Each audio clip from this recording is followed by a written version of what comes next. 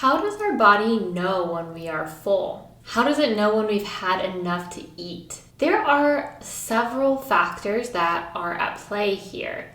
And today I'm going to talk about 3 of them. Who am I? My name is Dr. Lindsay Ogle, and I'm a board-certified family medicine and obesity medicine physician.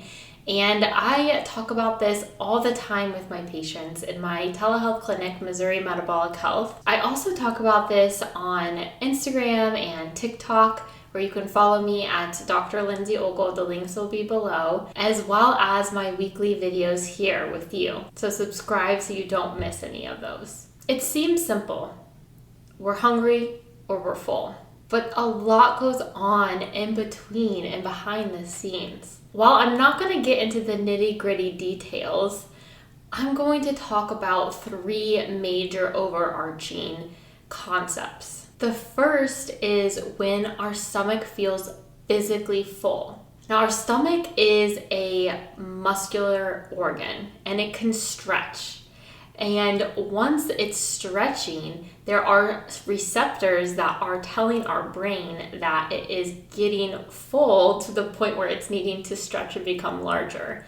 And when that happens, those signals tell our brain, okay, it's time we can stop eating. And that's important and helpful to know, because if we are able to eat food that takes up a lot of space, then that can help us with portion control and can help us reduce the calories that we are taking in at one time. So a great example of this is vegetables. Many vegetables are what we call voluminous, and they take up that space, but they don't have a lot of calories in them. So think about a big salad or a cucumber or a tomato. They are substantial in size, but don't have a lot of calories in them. So when we eat that big salad, our stomach is stretched and we feel full once we've eaten it. Now, I'll tie back in one of the next points about why many people don't feel full for an extended period of time after a salad. But most people are going to, if they have a pretty big salad, they're going to stop after that because there's not much space, if any, left in their stomach once they finish that salad. A couple of our treatments for obesity medicine are related to that concept. Initially, I think we all think about bariatric surgery. With the gastric sleeve is a great example, where the stomach is cut in size into a smaller portion.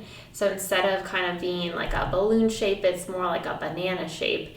And that lessens the amount of food that the stomach can hold at a time and can help with the portion control long term. Caveat is that we now know that one of the major hunger hormones in our body comes from that portion of the stomach that's removed.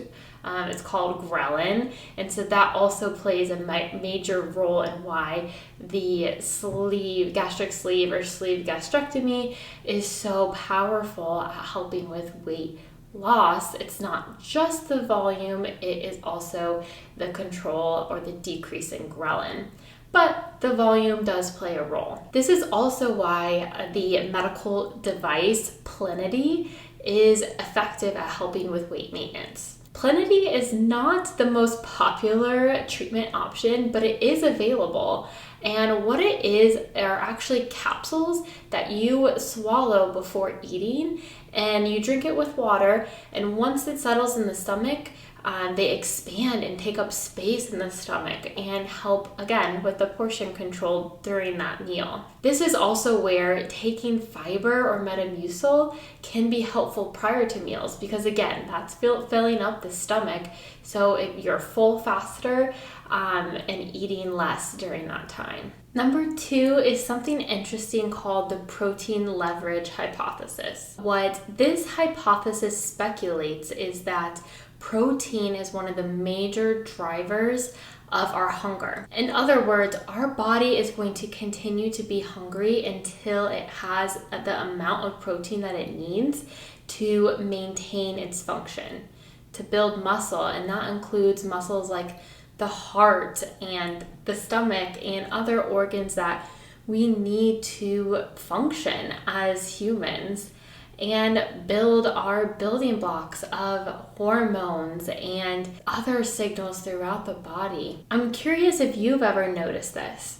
If you have been eating a primarily carbohydrate-rich diet, especially if that's not common for you, maybe you've been traveling and only had access to snacks, and those snacks were carbohydrate heavy, did you feel like you were hungry more often?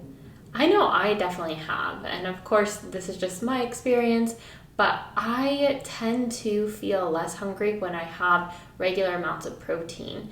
And so that is part of why I recommend having adequate protein with each meal, and that is a goal of at least 20 to 30 grams with a meal. Number 3 is very similar in that our body is going to continue to be hungry until it has the adequate nutrients that it needs. This is where a whole food, plant-based diet can be so beneficial because you are feeding your body all of the nutrients, the vitamins, the minerals, the fiber, and protein that it needs to function well. If you are depriving your body of a certain nutrient, then it is going to turn up that hunger in hopes that you are going to eat something that has that nutrient in it. And so focusing on those whole foods that have nutrients, in other words, a nutrient-dense food, can be extremely helpful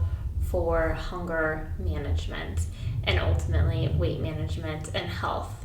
Again, this was just a brief overview. I hope to go into detail about these specifics in later videos, but I wanted to get this out there and for all of us to start reflecting on this information, making little changes over time that will lead to long-lasting health improvements.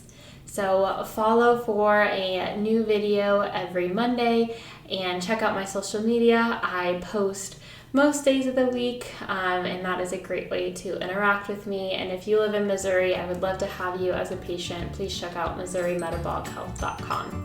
Everyone have a happy and healthy week. Talk to you next week.